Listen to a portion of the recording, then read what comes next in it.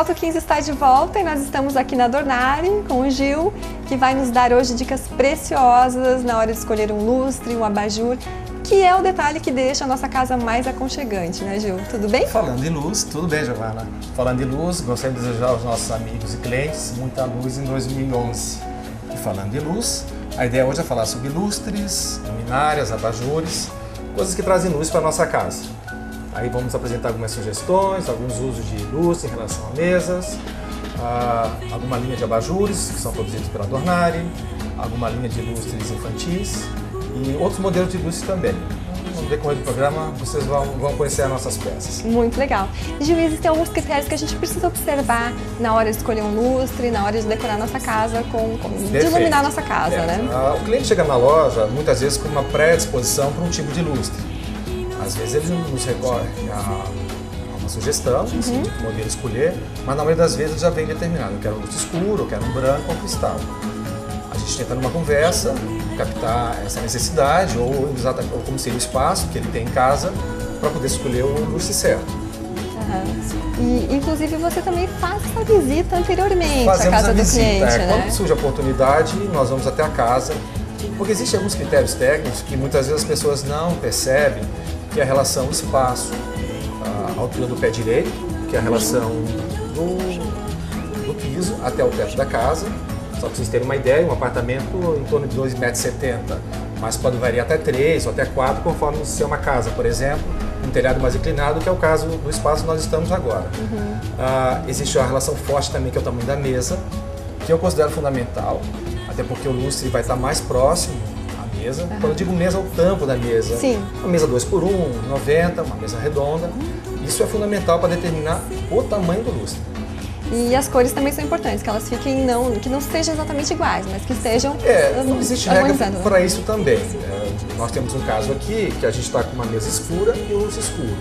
Na verdade, a proposta de ambos ter a mesma cor pela rusticidade, porque a mesa é rústica, a gente preferiu sugerir um lustre também rústico. Mas eu poderia usar um branco, até pelo porte desse lustre, o espaço até comporta essa cor, né? Mas se fosse um espaço menor, a gente provavelmente sugeriria um lustre branco ou um provençal, que também remete a uma coisa mais para o rústico. Esse lustre maior, Gil, ele está aqui porque existe realmente um pé direito, como você falou, avantajado, Sim, né? Aqui nós temos 4 metros do chão, do piso até o teto. É uma mesa bastante grande, essa mesa tem 2,10 metros por 1,20 m.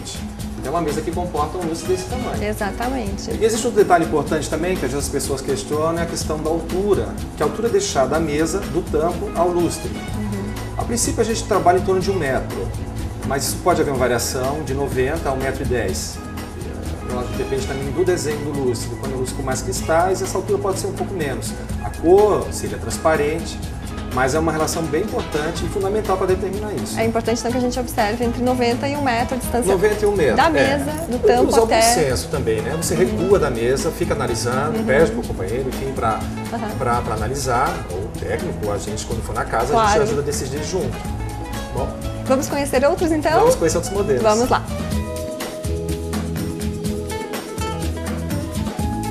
Gil, e aqui a gente tem outra proposta, né? Tanto no lustre quanto no tampo de mesa. Sim, aqui nós já temos um lustre branco, na verdade é um lustre em ferro, com acabamento provençal, as pedras são brancas e respeitando também o que nós falamos anteriormente, a questão do tamanho da mesa e do tamanho do lustre. Aqui eles permitem ser um pouquinho maior, por conta até de ser branco, então é um lustre bem mais leve, a mesa também, apesar de estar com a toalha branca, mas está um espaço leve, claro, então a gente permitiu colocar um lustre com mais lâmpadas e buscando essa harmonia, né? O formato redondo com o formato redondo da mesa com o formato redondo do lustre. Obedecendo os mesmos conceitos, né? Esse aqui então já recebe cúpula, uma cúpula branca, que é produzida aqui também pela loja. E naturalmente com essa quantidade de lustre, que você até havia me questionado, a gente sugeriria uma lâmpada de menor voltagem, em torno de 25, porque senão toma um ambiente muito aquecido. Isso é um detalhe interessante também, Gil. Você recomenda que sejam várias lâmpadas, porém nessa mesa, por exemplo, se usássemos um lustre com 4 braços, aí a gente poderia então usar uma lâmpada mais forte, de 40. Nesse caso, como tem mais, a gente usa 25 para tornar uma coisa agradável e não torna tão aquecido o espaço, né? Uma boa iluminação, porém não... Sim, não, agora não acho que a gente vai ver um outro aquece. lustre que é um lustre todo de cristal, que é uma peça muito bonita. E que é uma sugestão muito aceita e procurada pelos Sim, clientes, é uma né? tendência mesmo. Vamos lá. Bom, Giovana, então aqui nós temos o lustre de cristal, que foi aquele modelo que eu falei antes, que é uma tendência. Procura bastante por esse tipo de lustre. Nós temos um lustre aqui grande, que também, respeitando as dimensões e o espaço, é um lustre todo em cristal Swarovski, um lustre muito bonito também. Também com uma quantidade grande de braços. Nesse caso ele não recebe cúpula, porque não combina, assim, realmente para um lustre de cristal, o acabamento é a própria lâmpada.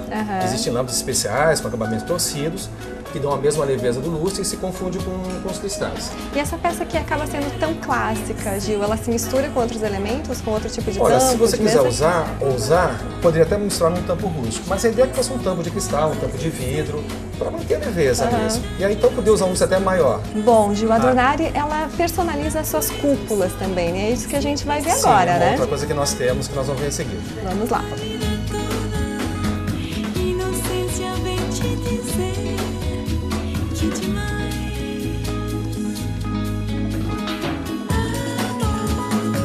Gil, os lustres infantis também encontramos aqui na Dornari com cúpulas bem delicadas, né? Tanto para meninos como meninas. Nós temos uma linha exclusiva de lustres infantis.